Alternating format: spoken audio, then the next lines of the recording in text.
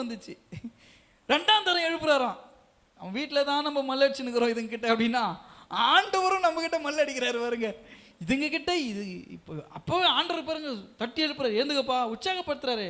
நிறைய நேரத்தில் மனுஷங்க நம்மளை பேசுகிற சில தூஷணமான காரியங்களை கேட்டு மனம் அடிவடைந்து ஊழியத்தில் அவ்வளோதான் உட்காரும்போது, ஏந்திரிப்பா, இன்னும் நிறைய தூரம் போனோம்ப்பா தம்பி, உன் ஊழியம் இது இல்லை, இதை விட இன்னும் நிறைய பண்ண வேண்டியது இருக்குது, இதுக்கே போய் சோர்ந்து போய் உக்காந்துட்ட, நான் உனக்கு பலன் கொடுக்குறேன், போ, உனக்கு இருக்கிற பலத்தோட போ, என்னென்னமோ சொல்லி அனுப்பி விடுறாரு, உற்சாகப்படுத்துறாரு. அல்லேலூயா. மனுஷன் ஒருவேளை உங்களை உற்சாகப்படுத்த மாட்டான், உங்களை என்கரேஜ் யாரும் பண்ண மாட்டாங்க. இந்த உலகம் என்கரேஜ் பண்ணாது, உன்னை டிஸ்கரேஜ் தான் பண்ணும். யார் உங்களை என்கரேஜ் பண்ணுவாங்கன்னு நினைக்கிறீங்க? என்கரேஜ் பண்ற மாதிரி எதுவுமே குழியில் தள்ளுவான். என்கரேஜ் எவனும் பண்ண மாட்டான். ஆண்டவர் சொல்றாரு, நீ போக வேண்டிய தூரம் உன்ன இருக்குது, நீ போ, நான் உன்னை பலப்படுத்துறேன், உனக்கு சாப்பாடு வேணுமா கொடுக்குறேன், நீ இன்னும் நடந்து போகணும், இன்னும் வெகு தூரம் போகணும்ல. இது இல்லை உன் டெஸ்டினேஷன். நீங்க முடிவு பண்ணாதீங்க இதுதான் என் டெஸ்டினேஷன், எனக்கான எல்லை நான் வந்து சேர்ந்து அடைந்து விட்டேன் என்று நீ கருதாத. கர்த்தர் உன்னுடைய டெஸ்டினேஷன் இன்னும் தொலைவு இருக்குது, இன்னும் ஓட வேண்டியது இருக்குது. இதோட எல்லாம் முடிஞ்சு போச்சு நினைக்காதீங்க.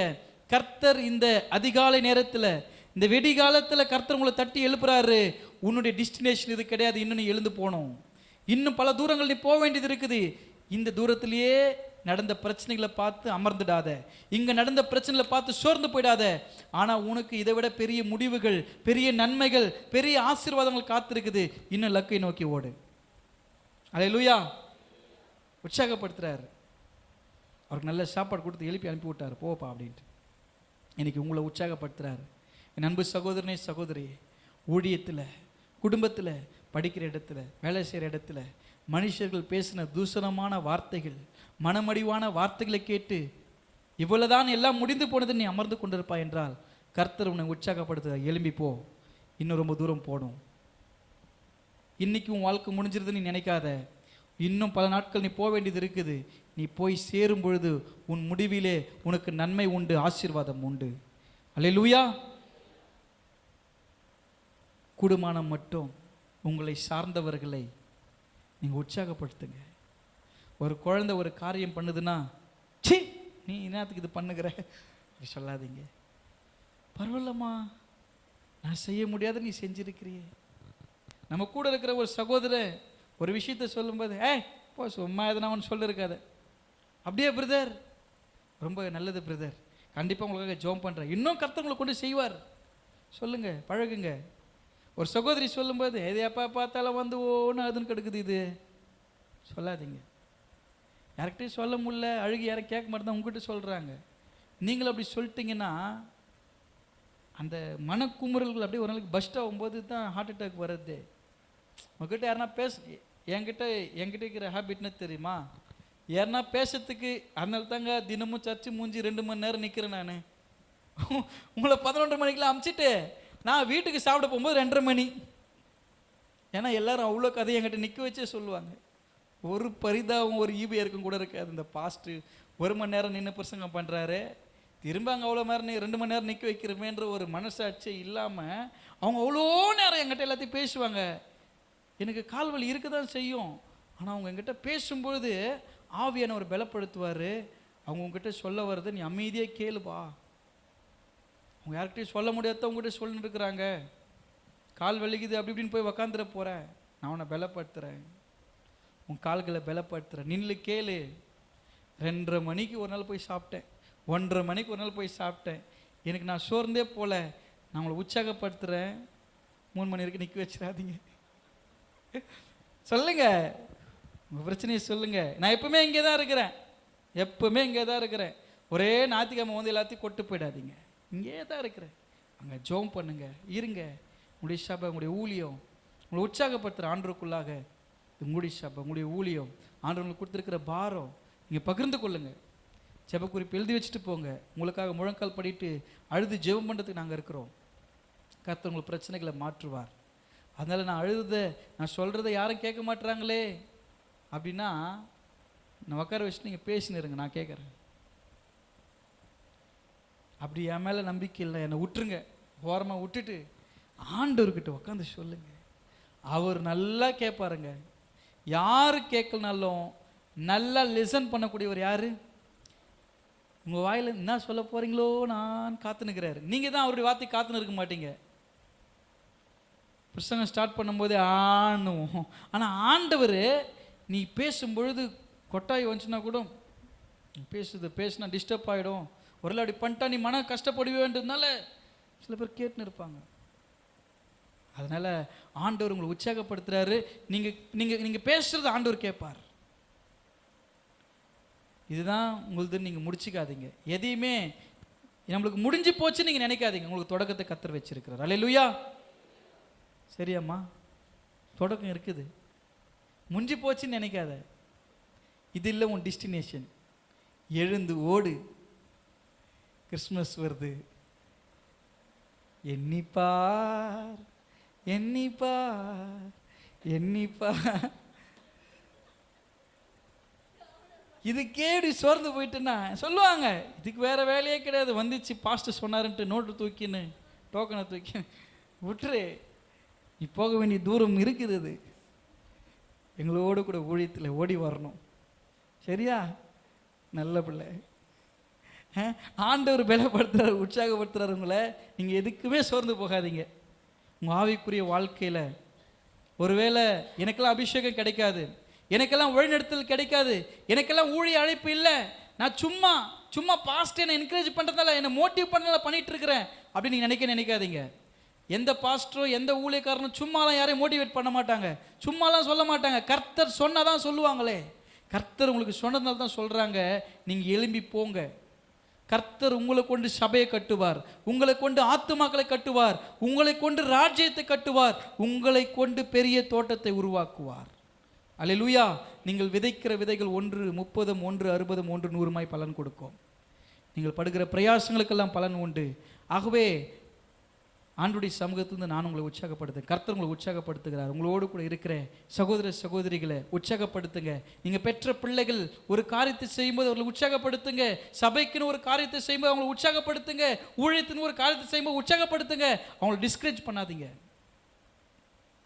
அவங்க மனுஷனுக்காக செய்யலை, கர்த்தருக்காக செய்கிறாங்க, ஊழியத்துக்காக செய்கிறாங்க.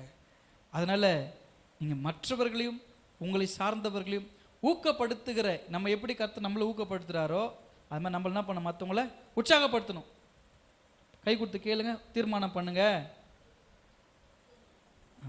தெரியணும், கொஞ்சம் தீர்மானம் பண்ணுங்க. ஐயா நீங்கள் ஷேக்கனை கொடுக்க மாட்டீங்க பாருங்க, நல்லா கை பிடிச்சி சொல்லணும். சூரிய கை பிடிங்க, உற்சாகப்படுத்துங்க. என்ன சொல்லணும்? நல்ல தீர்மானம் பண்ணுங்க, எல்லாரையும் உற்சாகப்படுத்துங்க. நீங்களும் உற்சாகமாக இருங்க. நல்லா உற்சாகமாக இருக்கீங்க. கர்த்தர் ஆசீர்வதிப்பா. கடைசியாக ஊழியத்திற்கான தொடுகை. உங்கள் மீது இருக்கிற அழைப்பு, தரிசனம் உண்மை உள்ளது, அது என்றைக்குமே மாறாது. யாருக்கு அப்படிப்பட்ட ஒரு அழைப்பின் ஊழியத்தின் தொடுகை இருந்தது என்றால், அழுகையின் தீர்க்கதரிசி என்று சொல்லப்படுகிற, புலம்பலின் தீர்க்கதரிசி என்று சொல்லப்படுகிற எரேமியாவுக்கு அப்படிப்பட்ட ஒரு அழைப்பு இருந்தது. எரேமியா தீர்க்கதரிசன புஸ்தகம் 1ஆம் அதிகாரம் 9வது வசனத்தை நம்ம வாசிப்போம். கர்த்தர் தமது கரத்தை நீட்டி என் வாயை தொட்டு, இதோ என் வார்த்தைகளை உன் வாயிலே வைக்கிறேன், பார், பிடுங்கவும் இடிக்கவும் அழிக்கவும் கவிழ்க்கவும் கட்டவும் நாட்டவும் உன்னை நான் இன்றைய தினம் ஜாதிகள் மேலும் ராஜ்யங்களின் மேலும் ஏற்படுத்தினேன் என்று கர்த்தர் என்னுடனே சொன்னார். அல்லேலூயா. ஊழியத்திற்கான ஒரு தொடுதல். இவர் என்ன சொல்றாருன்னா, 7வது வசனத்தில் பாருங்க, எதனால கர்த்தர் அவர் நாவை தொட்டார்னா, 7வது வசனம், ஆனாலும் கர்த்தர், அது 6வது வசனத்தில் அவர் சொல்றாரு, அப்பொழுது நான், கர்த்தராகிய ஆண்டவரே, நான் இதோ பேச அறியேன், சிறு பிள்ளையாய் இருக்கிறேன். கர்த்தருடைய பிள்ளைகளே, ஆண்டவர் உங்களுக்கு கொடுத்திருக்கிற தரிசனம், உங்களுக்கான அழைப்பு ரொம்ப விசேஷமானது. நீங்க உங்களை, நான் சின்ன பையன் ஐயா, நான் சின்ன பொண்ணு. எவ்வளோ நாளைக்கு சின்ன பொண்ணு? இன்னுமா சின்ன பொண்ணு? நீ சின்ன பொண்ணு சின்ன பொண்ணு இருக்கிற, பிரதர் நீ உன்னை சின்ன பையன் சொல்லாத. ஆண்டவர் சொல்றாரு, ஆண்டவருக்கு நீ பெரிய பையன். யாருக்குமே அந்த திட்டம் இல்லையே, உனக்கு தானே அந்த திட்டத்தை கொடுத்துருக்கிறாரு. யாருக்குமே அந்த காலிங் இல்லையே, உனக்கு தானே அந்த காலிங் இருக்குது, உனக்கு தானே அந்த அழைப்பு இருக்குது, உன்னை தானே தொட்டிருக்கிறாரு, உன்னை தானே தீர்க்கதரிசியாய் தாயின் கருவிலே தெரிந்து கொண்டிருக்கிறாரு. எரேமியா சொல்றாரு, ஆண்டவரே நான் பேச தெரியாத, பேச அறியேன், நான் சிறு பிள்ளையா இருக்கிறேன். பிரசங்கம் பண்ண சொல்லும்போது, ஐயோ ஐயா எனக்கு ஒன்றும் தெரியாத ஐயா, நீங்கள் வேற மாட்டி விட்டுறாதீங்க. ஸ்ட்ரீட் பிச்சிங் பண்ணுப்பா, ஐயா நீங்கள் வேறயா, நான் வேற தான். அத்த வாரம் பண்ணுறேன் ஐயா, அத்த வாரம்ன்ட்டு ஏசப்பா வந்துருவார் பொழுது. இன்னமும் அவங்க சொல்கிற அத்த வாரம் வரல. பிரசங்கம் பண்ணுங்க, அத்த வாரம் பண்ணுறேன். ஊழியம் பண்ணுங்க, அத்த வாரம் பண்ணுறேன். அத்த வாரம் ஏசப்பா சீக்கிரமாக வந்துட்டாருன்னா, அத்த வாரம்னு சொன்னியம்மா, நான் வந்துட்டேனே, இதுக்கப்புறம் அத்த வாரமே கிடையாது, நீ என்ன பண்ண போகிற, அடுத்த வாரன்றது கிடையாது. எனக்கான ஒரு வாய்ப்பு கிடைக்குமா நான் காத்துட்டு இருந்தேங்க. சின்ன வயசுலேருந்தே பாஸ்டருங்க பேசுகிறத இப்படி உக்காந்து கூர்ந்து கவனிப்பேன். அவங்க கை எப்படி அசைக்கிறாங்க, அவங்க பைபிள் எப்படி பார்த்து பேசுகிறாங்க, பைபிளை எந்த நேரத்தில் பார்க்குறாங்க, எந்த நேரத்தில் பார்க்க மாட்டுறாங்க, அவங்க எப்படி முட்டி போட்டு ஜோம் பண்ணுறாங்க, இது சின்ன வயசுலேருந்து நான் பார்த்துட்டே இருக்கிறேன். அப்போது நிறைய பேர் கொடுக்குற பிரசங்கம், அவங்க சொல்கிற கதையெல்லாம் ரொம்ப கூர்ந்து கவனிச்சிட்டு இருப்பேன் சின்ன வயசில். எனக்கு சின்ன வயசில் பாஸ்டர் பண்ண பிரசங்கம், அவங்க சொன்ன கதைலாம் இன்னும் கூட என் மனசில் நினைவு இருக்குது நல்லா. அதெல்லாம் கூட நான் வச்சு ஓட்டிகிட்டு இருக்கிறேன் சில நேரத்தில் சர்ச்சில். ஏன்னா சின்ன வயசுலேயே அப்போவே நான் பிரசங்கத்தெல்லாம் எழுதி வச்சுருக்கிறேன். சின்ன வயசுலேயே நானே பிரசங்கத்தை எழுதி வைப்பேன். ஆண்டவர்கிட்ட ஜோம் பண்ணி, ஆண்டவரே என்னைக்காவது ஒரு வாய்ப்பு கிடைக்குன்னு 4வது 5வது படிக்கும்போது எழுதி வச்சேன். அது என்னன்னு தெரியல, படிப்பு சரியாக வரல. ஆனால் பிரசங்கம் பண்ணுன்ற ஒரு ஆசை சின்ன வயசுலேருந்து இருந்துட்டு இருந்தது. நான் எழுதி வைப்பேன், எப்பாவது ஒரு வாய்ப்பு கிடைக்கும். நம்மளுக்கு எங்கே அந்த சின்ன வயசில் யாரும் வாய்ப்பு கொடுக்க போகிறாங்க, வாய்ப்பே கிடைக்காது. பாட்டே பாட வராது, ராகமே தெரியாது. பிரசங்கம் பண்ண திக்கு வாய் மந்தனாவு. ஆண்டவர்கிட்ட எப்போ போனாலும் ஜோம் பண்ணாலும், ஆண்டவரே எனக்கு மூளையே இல்லைப்பா, அப்படி தான் ஜோம் பண்ணுவேன். ஏன்னா எங்கள் அம்மா அடிக்கடிக்க சொல்லுவாங்க, உன் மண்டையில் மூளை இல்லை, கள்ளி மண் தான். என் மண்டையில் என்ன இருக்குது, நீங்கள் கூட சொல்கிறீங்க, கள்ளி மண் தான் இருக்குது. எங்கள் அம்மா சொன்னாங்க, தலையில் கள்ளி மண் தான் இருக்குதுப்பா, உனக்கு மூளையே கிடையாதுன்னாங்க.